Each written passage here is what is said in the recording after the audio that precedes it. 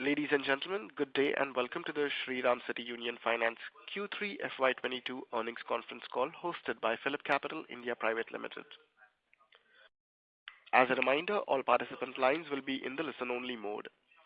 There will be an opportunity for you to ask questions after the presentation concludes. Should you need assistance during the conference call, please signal for an operator by pressing star then zero on your touchtone phone. Please note that this conference is being recorded. I now hand the conference over to Mr. Pradeep Agarwal from PhillipCapital India Private Limited. Thank you and over to you. Yeah, thank you, Zed. Good morning, everyone, and welcome to the Q3 FY22 earnings call of Shriram City Union Finance. To discuss the results, we have with us Mr.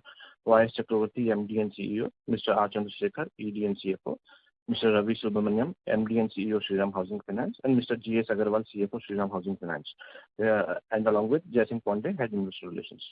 I would now like to hand over the call to Mr. Chakravarti for his opening remarks. Over to you, sir. Thank you, Pradeep. Good morning, friends, and I welcome you to the earnings call of Shriram City Union Finance Limited for the third quarter of the financial year 2022. I would also like to wish you a very happy new year, as this is the first opportunity that I had to interact with you in the new year.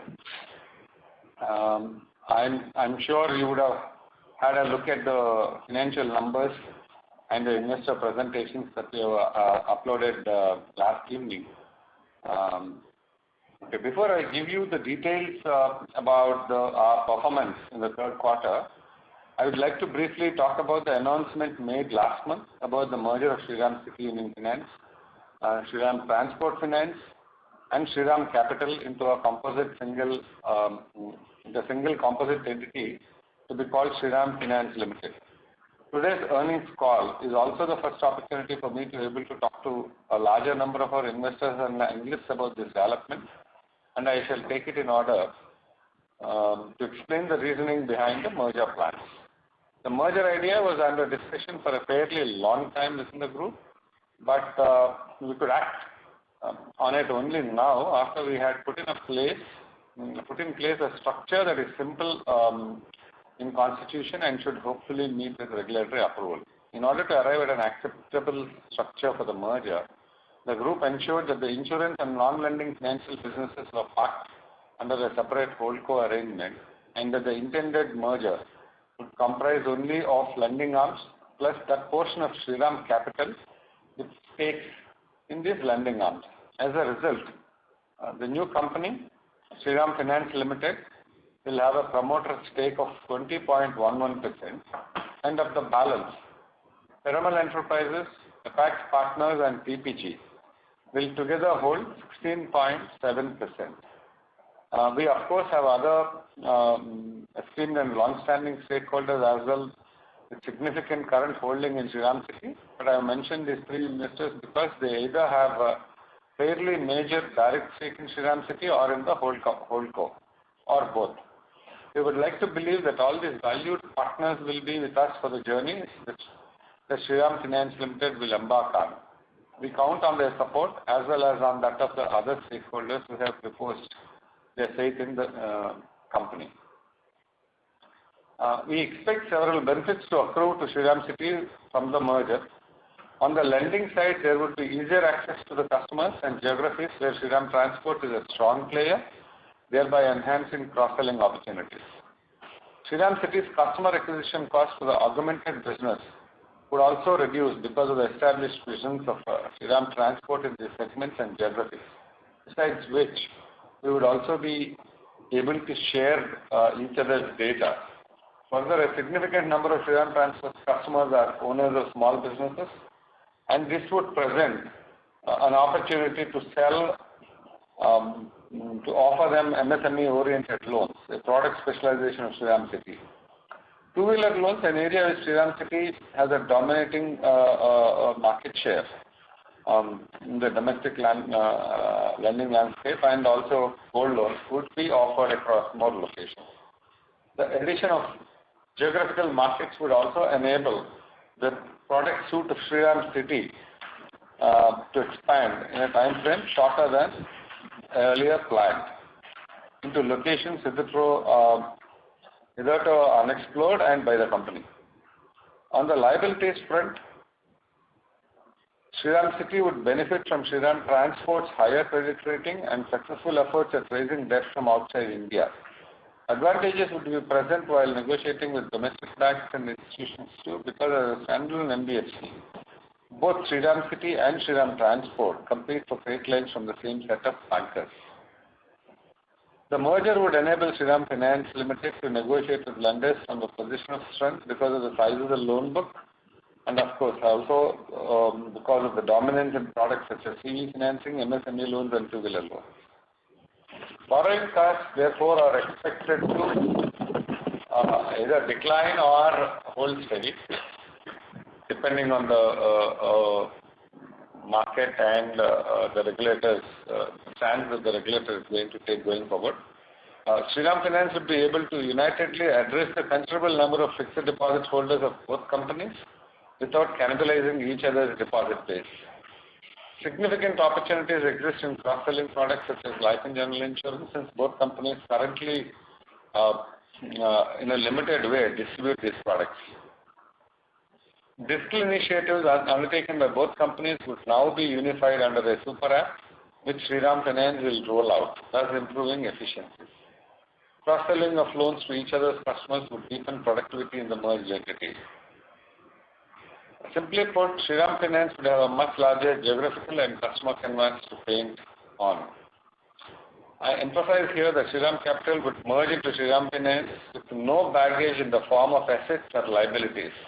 Shareholders of Shriram City and Shriram Transport are therefore not placed at any disadvantage by Shriram Capital's presence in the merged entity, as there is no purchase of assets or taking over of liabilities involved.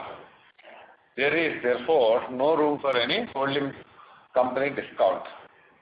Now, to address the matter of financial performance in the quarter, it gives me a great pleasure to report to you that the consolidated disbursements of Shriram City and Shriram Housing at rupees 8,398 crores were higher by 23.6% year-on-year and 19% quarter-on-quarter, and represent our best performance ever.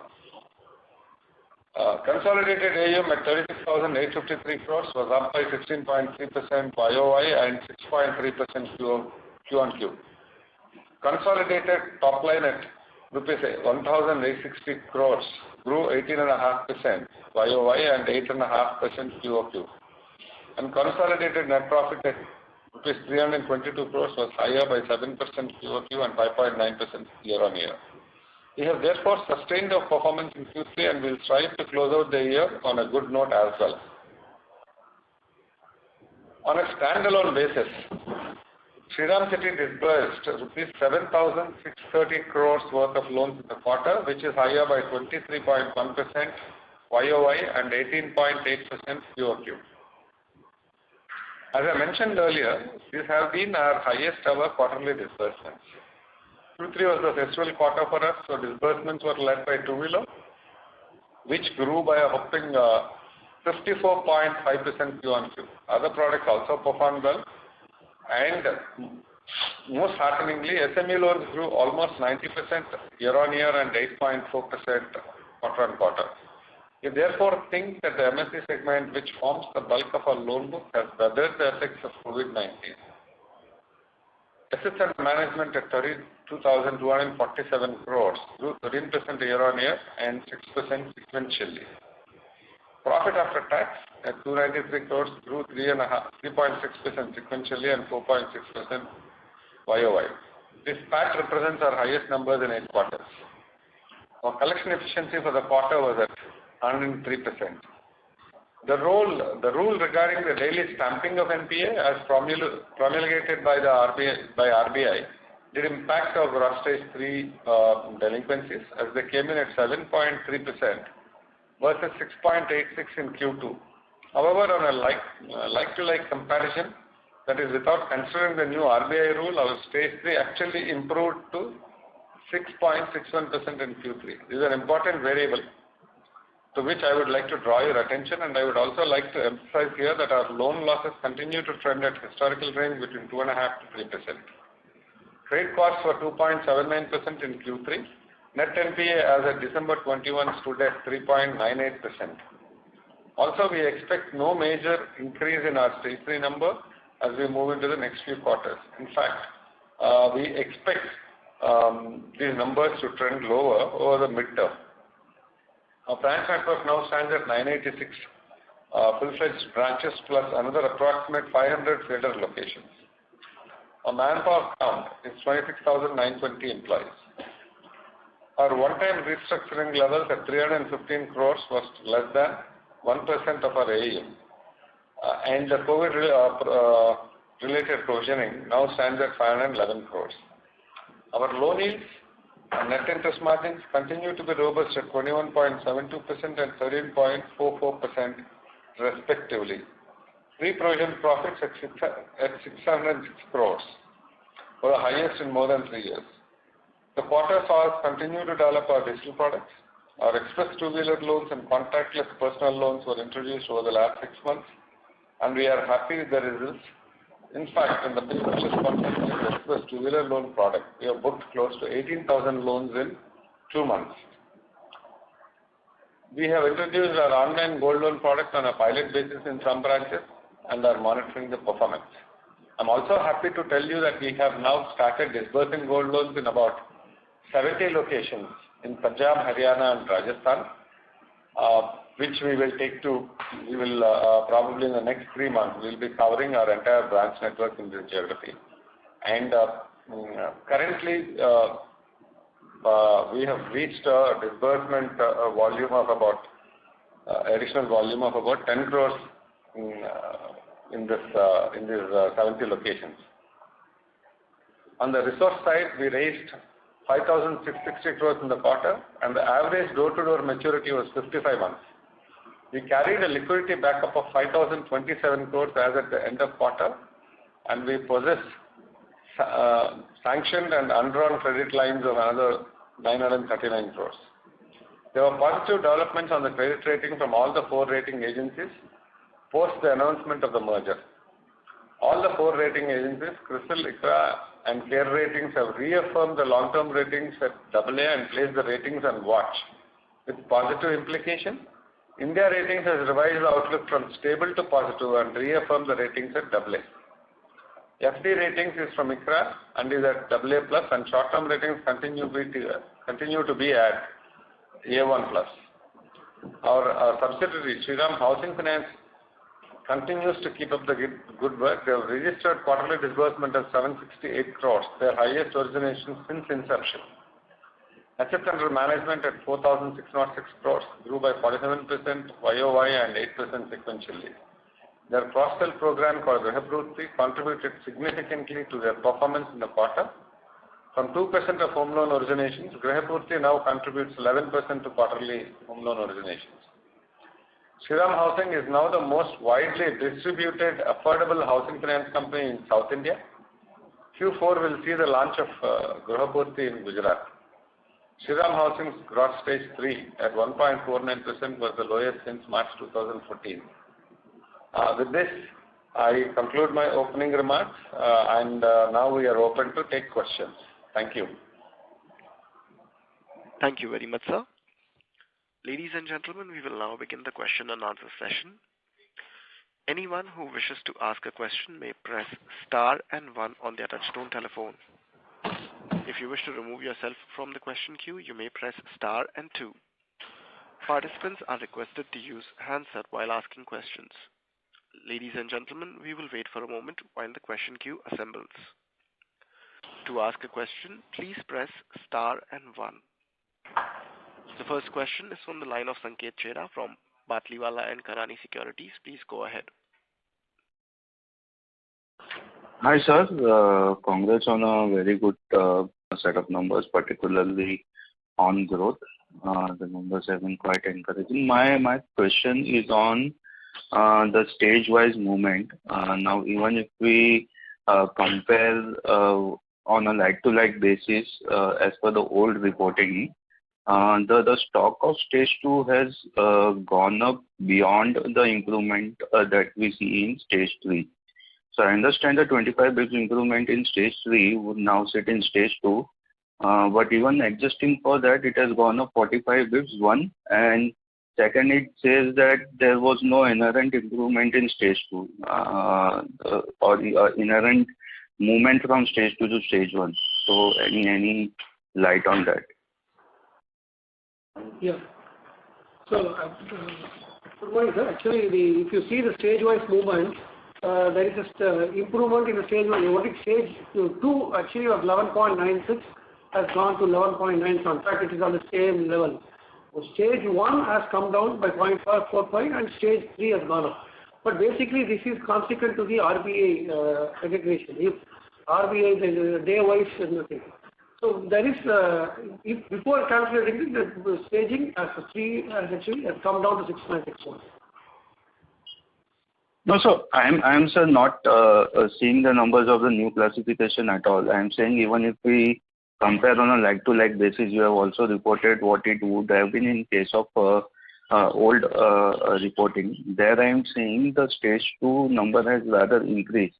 So one, there was no inherent improvement from stage 2 to stage 1, and second, there was rather an addition to stage 2. So why is that happening with collections and everything improving? Correct. So basically what's happening here is from the March 20 onwards, you see there is which was your stage 1, which was at 86%, is now still has not come back. I think it will take some more time before we can get this numbers back to the March 20 numbers. This is it's basically a COVID effect where we are able to select the arrears now, and the current will take some more time to get back. But see, the play is mostly between stage 1 and stage 2, and it's not. We were able to arrest it from moving into stage 3. So actually one point I like to add is if you see historically pre-COVID level, we have around 15 to 16%. In fact, consistently it is coming down only this quarter. But if you see last 2 years, stage 2 has been historically at 16%. Now it is around 11.9 something. It is coming down. Yeah, sir, I understand that our performance, particularly in COVID times, has been resilient. My question was just about this quarter. Anyways, on growth, sir, now that we would be heading into the merger-related processes and all, last 2 quarters growth has been very strong. But how do you see it for maybe next 3-4 quarters as far as just stock is concerned? See, I'll put it this way. The merger is only the business of probably the top 8-10 people as of today. So none of the business team is disturbed or involved in this process. So on the growth front, the teams are committed. You've seen this, right? Even post the announcement and all that, the teams have not slacked down, and we hope actually the fourth quarter, this quarter, to be strong in terms of MSME disbursement. So on that front, there are no worries. Okay, sir. Okay. So that were the 2 questions from me. Thanks a lot. Thank you. Before we take the next question, we would like to remind participants that you may press star and 1 to ask a question. Next question is from the line of Ankur Jain, who's an individual investor. Please go ahead. Yeah, hi. Thank you for taking my question, and congratulations to both SCUF Standalone and Shriram Housing Finance for a superb performance. I wanted to know about the strategy of the merged entity on the credit assessment side, because right now, as I understand, there is a lot of touch and feel in terms of credit assessment, visiting the customer's premises, meeting the customer. So when both the entities get merged, how is it going to get changed? I mean, will it be some centralized credit assessment that will take care of this? And will the branch managers be still in a position to visit all the customers? Because that is our earlier strategy. See, fundamentally, both SCSC and SCUF are basically, as you said, touch. basically high-touch model that we are operating in, particularly on the SME side of the business as well as the truck financing side. That will continue. There is no change on the way that you are going to look at it. But even now, there are all certain functions are actually handled from a hub level. The basic credit, see, the branch manager and his one above are particularly involved in the credit decisioning of up to certain value, ticket size. If anything beyond that, there is one more level which will get involved. So in that sense, there is no change.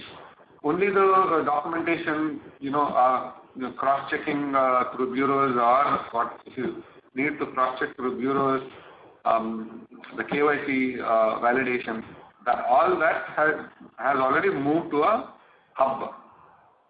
So this is how it will happen. Fundamental assessment of the customer at a ground level, branch level, cross-check of customer financial, rest of the work that can be done on a digital, that can be taken care digitally has moved to the hub model. Okay, so the credit assessment will continue to be same as we are doing currently. Yeah. So in that sense, the main the lever would be to basically train the employees. Same employee would be trained on both. I mean, a SCUF employee would be trained on truck financing, and a truck financing guy would be trained on SCUF products. Is that correct? Eventually, but immediately in the next 1 year, what we are trying to do is pick up people from both the organizations and cross-pollinate these people. So basically, pick up people from SCUF who are working on MSME or a two-wheeler, move them and place them. Some of these employees move them and place them in HDFC offices. Similarly, from HDFC offices, pick up the second-line people and put them in SCUF offices. Okay. So yeah, fine. Sorry? No, please go ahead. Yeah. So that's the way we want to. See, basically, these guys would be, say, for example, MSME guy would be sitting in an HDFC office and start. The team will be generating leads, and this guy would be looking at the credit processes.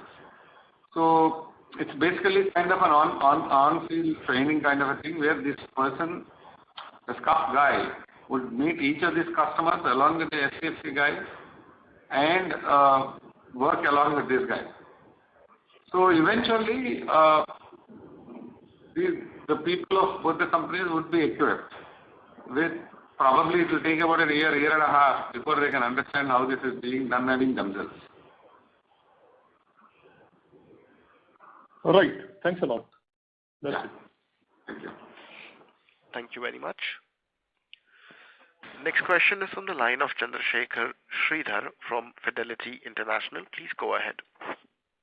Hi, good morning. I had a few questions. Mr. Chakravarti, 3 questions for you. One was, any reason why the used two-wheeler product is now isn't growing?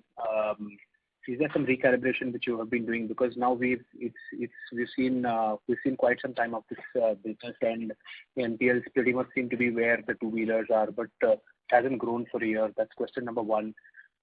Just number 2 was just on the LAP product. Till when will you pilot? How long will you wait and pilot and wait and see the results and before you think of scaling? And how does this fundamentally differ from the LAP at SHFL? Third was just the early thoughts on some of these digital initiatives, no contact two-wheeler and personal loan lending.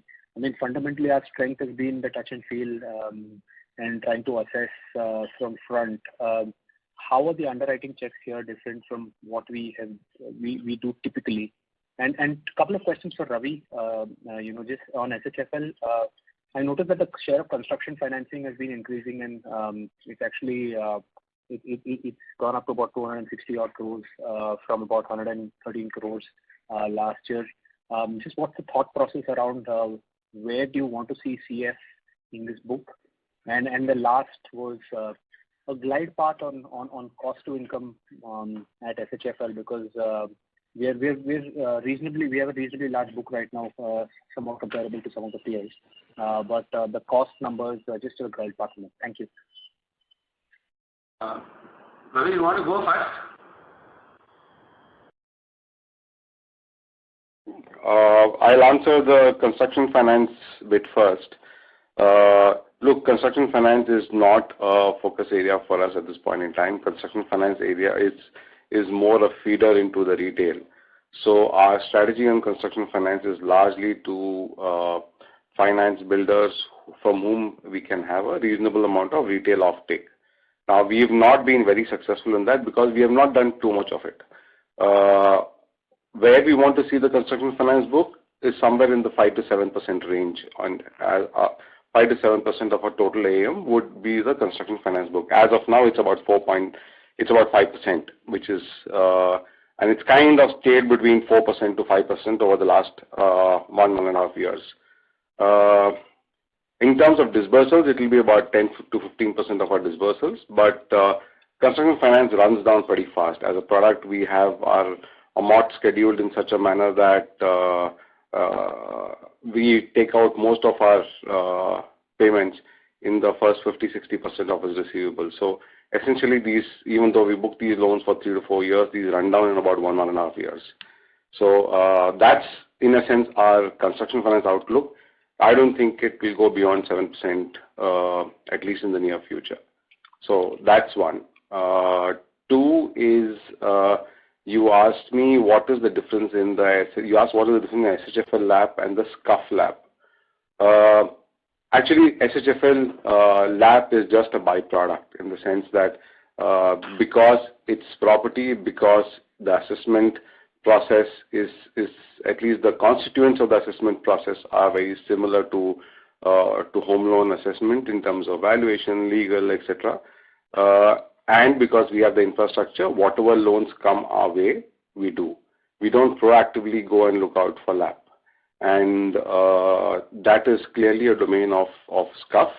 And at this point in time, both do very little LAP, so we don't really compete. But if we get to a stage where one of us has to do it and the other has to let go, it will be SHFL which will let go and SCUF will continue the product. So that's the way we've envisaged LAP. Your third question was on cost to income. On the cost for SHFL, well, SHFL is a high growth machinery at this point in time. We are in the investment phase at this point in time. And if you go back and look at how we are growing, 1 second, just hold on. If you look at our last 1 year, we've added a lot of people. We've invested in Grihapurti, which is a very large project for us in AP Telangana, where we have set up our infrastructure in 178 geographies. We are opening up roughly about 25 branches between Tamil Nadu and Karnataka. We are starting Grihapurti in Gujarat, where we'll actually open up 40 new locations riding on the group infrastructure by putting in resources in those geographies. So in the last 2 quarters alone, about 8 crores of investment has gone into these 2 initiatives that I just mentioned. And this particular year, about 15 to 17 crores of expense would be in investment for growth. Today, we are doing about 230, 240 crores a month. With this investment, we will be on a steady state building up an infrastructure for about 325 crores to 350 crores of disbursals per month. And that we will reach by April most likely. So this investment will pay off only next year. At this point in time, we are focused a lot more on building an organization, building a high growth engine, and most of the expense increase that we are seeing is actually towards that. If you knock that off and look at our steady state numbers, we will be pretty much in line with most of the competition. FY23, I expect the cost to AUM to settle around 3.2 or thereabouts, and FY24 it will settle down at about 2.75%. And in steady state, it will be somewhere between 2.5 to 2.75. So did I leave out any other question or any clarifications you have, please? Yeah, just a clarification on this. Just in the LAP, when you say was byproduct, this would be to the existing customers. My understanding was that SCUF LAP is open market. So these It's also open market. Okay. Okay. SFL is not for existing customers. You know, in fact, you should ideally avoid giving home loans and LAP to the same customer because that's asking for trouble. Okay. So I don't think we have any customer who's got a home loan and a LAP both from us. Sure. Okay. Yeah. Coming back to the used two-wheeler finance, see, in the last few months, there was a slowdown. Specifically, we were focusing on the festival season. The entire team was focusing on new two-wheeler business. Dealer focus because they had to spend a lot more time at the dealer outlets. Probably from February, January also because of the Concall season, they were all busy. So it will come back to the regular run rate in this quarter. But now that you spent enough time, doing this business, you're not comfortable that this business can continue to scale. It's not. You have enough history now of the product to know whether. Yeah. We are quite comfortable. We are quite comfortable there. Okay. Probably down. See, I think in another 6 to 9 months' time, we would probably be actually increasing the volumes. With the help of the SCSA team also, we will start increasing these volumes. Your second question on digital.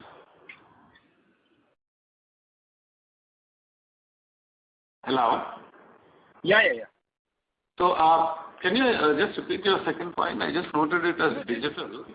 Yeah, just on this, this is no contact two-wheeler lending, personal loan lending. Just, one of the, what you all have got to the table is obviously the whole touch and feel and understanding the customers.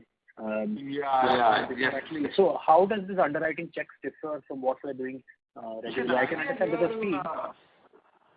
Let me elaborate the idea behind this. The idea here is, there is a section of customers, there is a section of people that we are not reaching today. Typically, the below 30s, young people who would prefer to transact with their mobile or on a laptop and not get into a physical, travel, go to the showroom. They already decided what they want. So we actually wanted to tap this segment of customers because we are already pretty strong in the semi-urban rural, and we thought unless we have a digital solution, it is difficult to build a sizable number or a reputation in the urban markets. So that is the background with which we have started this. And to be honest with you, if you look at the entire digital leads that we are generating, they are coming from about 18-20 cities. So the idea now is to focus on these 18-20 cities, build the capability to deliver all products there. So we are working on that now. How does the underwriting differ from the existing the underwriting? There is a lot of difference in underwriting in the sense you are looking at a lot of parameters. You are looking at CIBIL scores. You are looking at bank balances. You are looking at their income levels. So then we also work with a couple of third-party service providers where you integrate certain APIs and then build a scoring mechanism there. So it's basically there is no manual intervention in this in the whole process. Whereas in my regular business, I do have a somebody talking to the customer, somebody going to the customer's house, office, verifying the addresses, making sure the addresses are right, and then do a neighbor check. Then look at the income statement, and then credit team takes the decision to release. Whereas here, majority of it is not majority, there is zero human intervention. Customer gets, end of the day, customer gets approval and he gets a coupon. All he has to do is go to the dealer and present the coupon and take delivery of the vehicle. So it's basically majority of it is through electronically done, where the customer uploads his KYC, uploads his bank statement, and with the help of, as I said, a few integrated APIs, you actually go and cross-check the document submitted to you, plus CIBIL score. So all of this is used to arrive at a score for the customer and give an approval to the customer. Sorry, just to hop on this, is it safe to say that the quality of the customers is one notch better than what you would typically do on the two-wheeler side? Quality of the customer, see, as of today, to be honest with you, this is also done after looking at my data for the last 6-7 years of the numbers that I have done physically, right? The scoring is arrived at with the experience of my business in the last 6-7 years of two-wheeler business. So, I'm 100% sure the delinquency levels here would be lower than my touch model. That is what we, as of today, preliminary feeling is. We'll have to see, because since it's still a pilot, we have not done too many numbers. It's just 18,000 numbers we have done. So we'll have to wait for at least another 6 to 8 months before we understand how this is performing. But early signs, if there is a 100% hit rate, as of today there is zero bounces in the 18,000 accounts. So we are hoping that it will continue. Thank you. Thank you very much.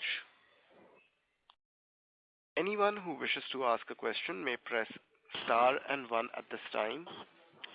Next question is from the line of Nischint Chawathe from Kotak Securities. Please go ahead. Hi, a couple of questions from my side. Maybe first to Ravi. The repayment rate in housing business appears to be a little bit on the higher side. So, what do you think? Are the prepayments very high, and where do you think this sort of settles down? The other is, how comfortable are you with a 20% coverage on stage 3 loans? And just the third one is that if I look at the quarter-on-quarter rise in stage 3 loans, it looks like some of the non-focus states like Kerala, UP, West Bengal, probably there was a decline, but there was a rise in the other states. Unless maybe my reading is not accurate.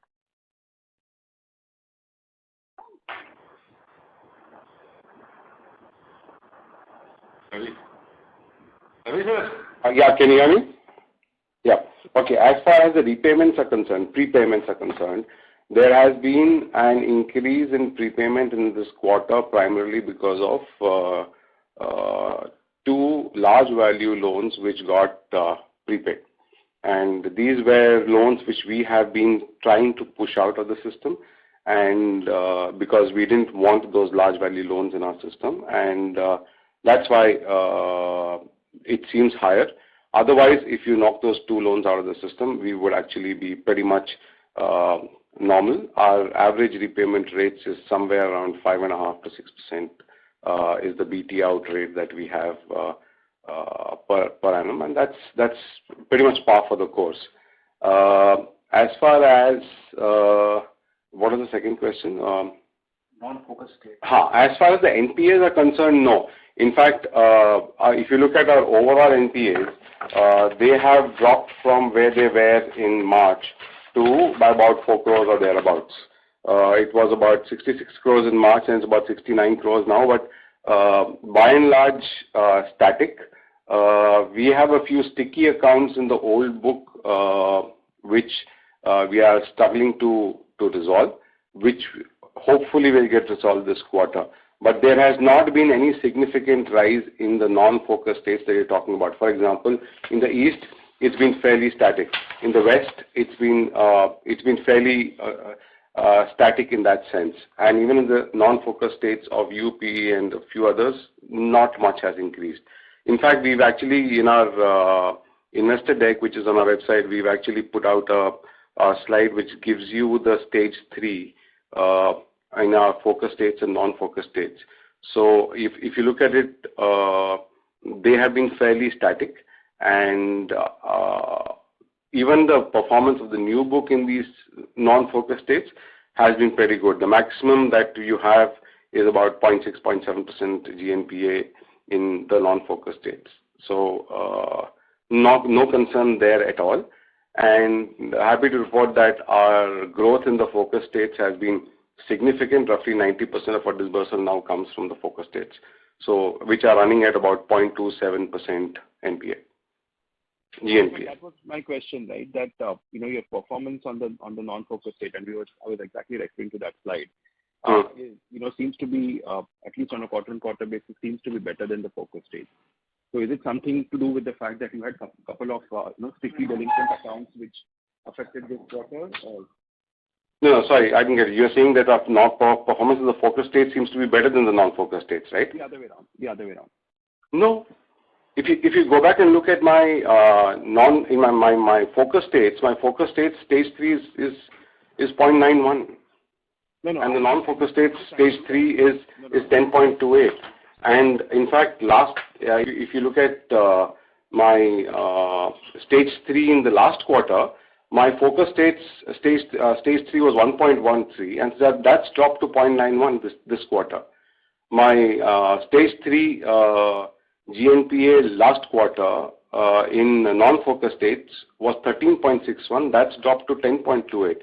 So overall, the stage 3 in the non-focus states has dropped. Stage 3 in the focus states has dropped, and the stage 3 in the focus states has dropped by almost as much in terms of percentage as it has dropped in the non-focus. 13.61 to 10.28.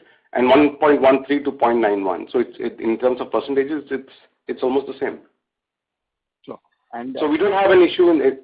Yes, we have a few sticky accounts in the non-focus states, which if we resolve one or two of them, it will lead to a significant drop.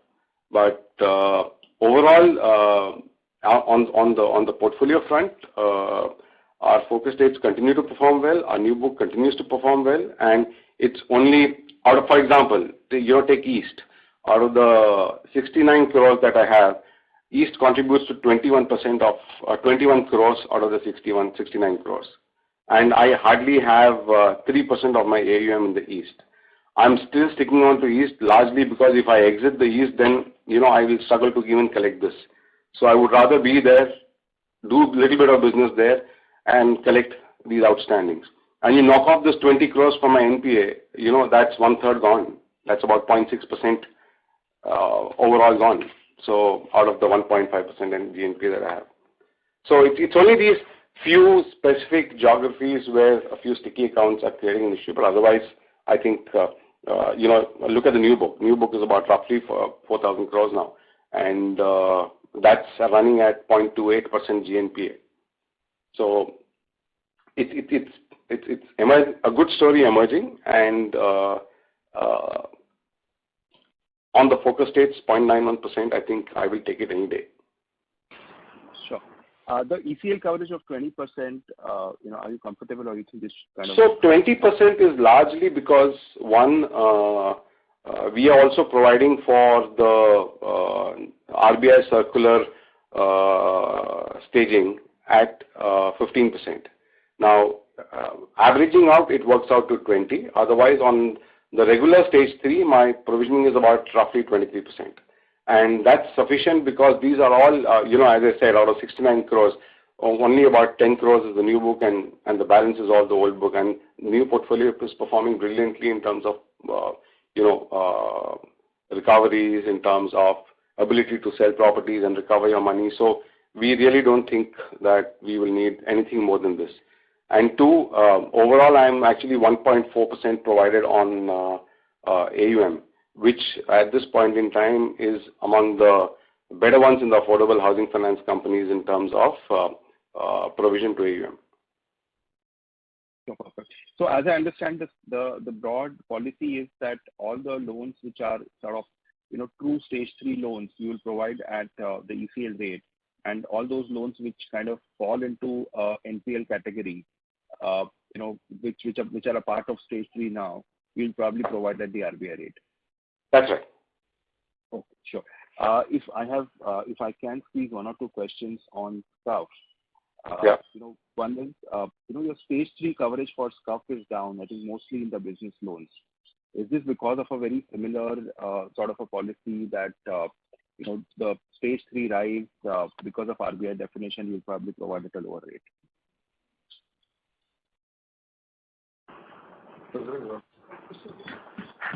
Yeah, once again. My colleague Kritika will take the question. Yes. On the coverage ratio, the LGDs are computed on a yearly basis. So what you see as a difference between the quarter is more to do with the product segment wise. So otherwise, the LGD computation is more on a yearly wise axis. So is the policy similar to that of Shriram Housing, where you probably have an internal breakup between stage 3 loans for those which fall because of RBI definition and those which are sort of stage 3 as per the previous sort of a calculation, and have different different PCRs on them, or would you kind of everything that goes into stage 3 you probably put in the same coverage? Everything which goes into the stage 3 will have a similar coverage for sure. Sure, got it. And just one last. The coverage is on a product segment wise. So between the two-wheeler and the SME, there will be a differential, but anything which goes into the stage 3 will have a similar coverage. And I think within SME itself, we can see the coverage ratio going down from 60 to 50. So maybe that's because I guess the sub-segment of SMEs will probably have different. You are right. Perfect. And just one last question is, on again Shriram, again on SCUF itself. If you could give some guidance in terms of, where you see the operating expense growth sort of settling down. Because I think this quarter was almost like a 25% growth, 33% growth in employee expenses. So where do you see this ratio really sort of? It should be around between 38 to 40%. Hello? Yes, sorry. Okay, but I think currently you are at 42, I thought last quarter, so probably this comes down. 42, this is also because cost of the ESOPs, some of the ESOP costs have been baked in here. Second one is also, if you look at the quarter, festival season quarter, there is a huge number of two-wheeler business which was done, and which entails dealer payout, upfront dealer payout. Mm-hmm. So basically, these are the two that has contributed to this, and also about 1,600 employees getting added. But then I think, as I said, on a steady state, we should be between 38 to 40, probably a couple of quarters from now. Sure. Okay, and just one last question, related to this. The movement in yields is purely because of change in business composition, or have you raised lending rates in any of the segments? Yeah, it's because of the change in composition. You're right. Sure. Perfect. Those were my questions. Thank you very much, and all the best. Thank you. Next question is from the line of Prakhar Agarwal from Edelweiss. Please go ahead. Yeah, hi sir.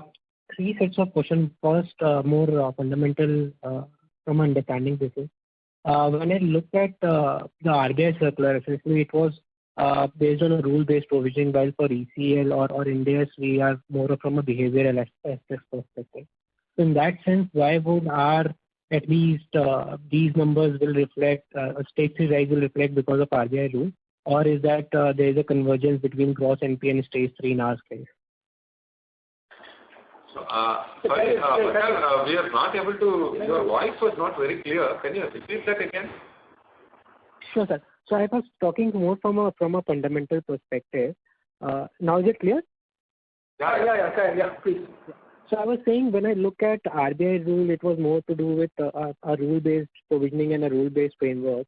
But when I look at Ind AS, it is more to do with behavioral aspect of customers. So how does that probably impact the stage 3 assets? So as to say, ideally it should have been that we are submitting whatever we are submitting to RBI on a rule base, that number would have been impacted, not under Ind AS. So just a clarification on that. Yeah, I understand your question, but if you see the stage 3, in fact, we have also given in one of the slides there with RBI, without RBI. You go by the normal.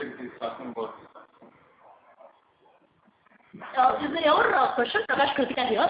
If I may just kind of understand your question, is it on the classification of stage 3 or is your question specific to the provisions which have been made for the stage 3? No, ma'am. So I was asking more from a perspective that when you do accounting under Ind AS, your accounting or classification of a borrower under stage 1, stage 2, stage 3 depends upon behavioral aspect and not on a rule-based aspect. When I talk about 90 plus DPD or in terms of daily recognition norms, all these things are rule-based aspects. So how does that? Yes, let me answer it for you. See, we have kind of classified this staging. So even if a customer on a day basis, he happens to be a 60 DPD as on the quarter end, but during the period, as per the regulatory requirement, if he has slipped to 90 and then has not paid the full arrears, we do show him only as a stage 3 asset. So, we just understand this. The possibility to show him as a stage 2 also, we have kind of adopted from the rule based, which is the RBI requirement, and then shown these customers under the stage 3 one. Hope it clarified. Okay, so 7.3 is also your gross NPA numbers. Stage 3 is equal to gross NPA, if I were to just look at this. Okay. So even the stage 3 and gross NPA are shown as the same figure. While on the Ind AS regulation, it might still be a different number, but we have kind of considered the regulatory requirement as superseding and then classified everything. So the stage 3 and gross NPA are one of the two.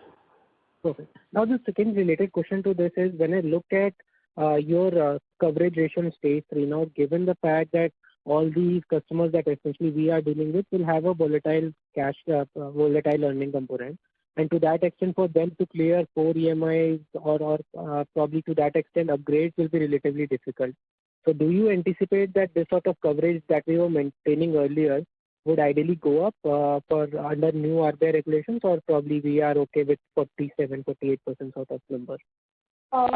See, honestly, if you look into the figures, the coverage ratio or the provision requirement will actually come down if we were to kind of adopt a proper Ind AS logic. I mean, what I mean over here is the customer, while the classification is still as in gross NPA asset, there is every possibility the customer would be even only a 30 DPD.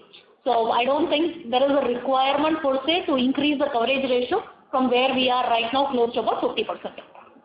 In fact, if we were to take a 3-year kind of a view and then look at that, there is every possibility we can even look at a reduced coverage, but at the management level, we are not anticipating any reduction in the coverage.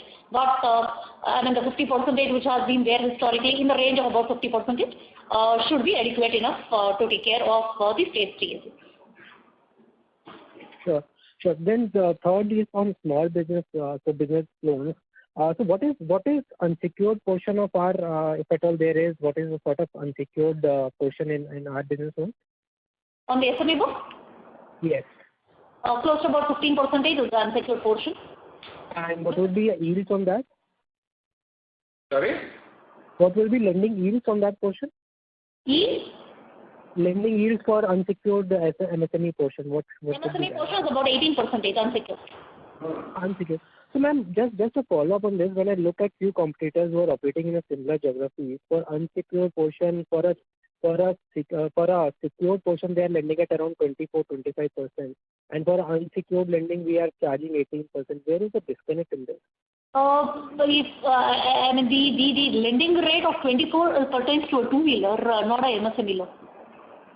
No, ma'am, so I'm asking, there are competitors who are doing MSME loan secured portion at around 24-25%, while we are doing unsecured MSME at 18%. So where is the disconnect? Because that particular competitor is also operating in a similar geography. So where is the disconnect? Why are we not able to, or is there something missing?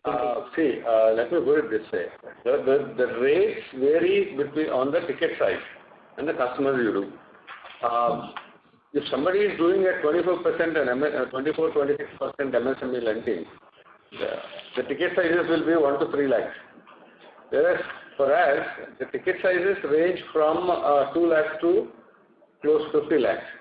So though the average is about 8, 10, 12 lakhs, the yields differ depending on the ticket size. So the average yield for us is anywhere between 18% to 18-19% would be the average yield. Okay, and peak yield will be the highest yield that will be charging on a lower ticket side. What will that number be? Sorry? The highest yield that will charge on a smaller ticket size, that number will be what? 24%. 24%. Perfect. That answers it. Thank you so much. Thank you. Thank you. Next question is from the line of Shriram Mishra from Systematics. Please go ahead. Hi, sir. Thank you for the opportunity. A couple of questions. The first one is on the gold loans. I somehow missed out your initial comments on gold loans. Just want to understand, you spoke of some kind of strategy and entry into new states. If you can also dwell on what kind of ticket sizes we are doing and what kind of incremental ticket sizes we are doing, and what's the yield on the gold loan book. That's first. Second is on Shriram Housing Finance. Now we are a sizable housing finance company in the affordable space, almost 5,000 crores. So, any plans to list it separately? Is there a timeline that we can look out? These are my two questions. On the gold, the average yields are about 16-17%, and ticket sizes are typically between 30 to 40,000. And you spoke of a few new states as well, sir, in your initial comment for gold loans, I believe. I missed that. New states right now, as I mentioned in the call, it's Punjab, Haryana, Rajasthan is where we are focusing now. So once we have reached the volume here, then we will look at other states. As and when the merger takes place, we would also be expanding into some of the HDFC branches. Sure, sir. Thank you. The second question. Ravi? The second question on Shriram Housing. Please go ahead. Okay. Can you repeat the question, please? My question was that we are a sizable affordable housing finance company today. Any plans to list Shriram Housing separately? Can we look at a particular timeline for that? Boss, at this point in time, let's focus on building this to a 15,000 crore company. And along the way, if we feel a need to list it, we will. But the reasons for listing have to be the right reasons. Just because it's a fad and the capital markets are buoyant is not a good enough reason to list. I think we are well capitalized. Parent is well capitalized. There's a fair bit of investor interest in Shriram Housing. So we would let it run the way it is running at this point in time, and we'll take a call when the time is right. Sure, sir. Thank you so much. Thank you. Next question is from the line of Ashwin Kumar Balasubramanian from HSBC Asset Management. Please go ahead. Hello. I'm sorry if this question has already been answered, but just wanted to know the difference in the GNPA between the new RBI norms and without the new RBI norms, that 0.7% impact. Is that coming only from the daily stamping rule, or it's both put together, or were you already following the rule that if it slips into NPA, then you have to recover everything to upgrade? So just wanted to understand, is it a combination of the two or just one of them? We have been following the second norm, which is the upgradation was only after the entire overdue had been cleared. So that was already in practice for almost 3 years now. So the only impact would have been on the day-wise revision. Okay. So and just to follow up that, so in that case, your 90 plus as such would be different from what is shown as grossing stage 3, right? Like earlier, as per the earlier norms, because kind of adopted is wherever the day-wise stamping and because of which the upgradation has not been done has also been shown both as stage 3 and as gross NPA. So there is no difference. Right. No, but my question is, 90 plus in that case would be much lower than that. Right? On a practical basis, would be much lower. But because of the RBI circular, if you can give some color on how much that would be, like out of the stage 3, how much will be cases where you have just not been able to upgrade and it's just. That's about 70 basis points. No, the 70 basis is the difference due to daily stamping. I'm asking the difference between what is the 90 plus and what the 90 plus will be lesser than what is in stage 3 because you have not been able to upgrade. Upgrade, as I mentioned, almost for 3 years we have been following the rule of only after the entire arrears is paid, right, we do go for an upgrade. So that number, even historically if you see, irrespective of the circular, also we were following the upgrade only upon the entire overdue getting cleared. So for us, more of an impact is only on the day-wise recognition versus the month-end recognition. Okay. I'll go back to that. Thank you. Thank you very much. Ladies and gentlemen, that was our last question for the day today. I now hand the conference over to Mr. Pradeep Agarwal for closing remarks. Over to you, sir. Yeah, thank you, sir. Thank you so much. On behalf of Phillip Capital, I would like to thank the entire senior management team of Shriram City Union Finance and Shriram Housing Finance and all the participants for joining us on the call today. Thank you and have a good day. Sir, if you would like to add any closing remarks or if we can close it. Thank you, gentlemen. Thank you for the opportunity and thanks for your time. Thank you so much and keep safe. Thank you so much. Thank you very Thank you much, very management. Ladies and gentlemen, on behalf of Phillip Capital, that concludes today's conference call. Thank you all for joining us, and you may now disconnect your lines. Thank you.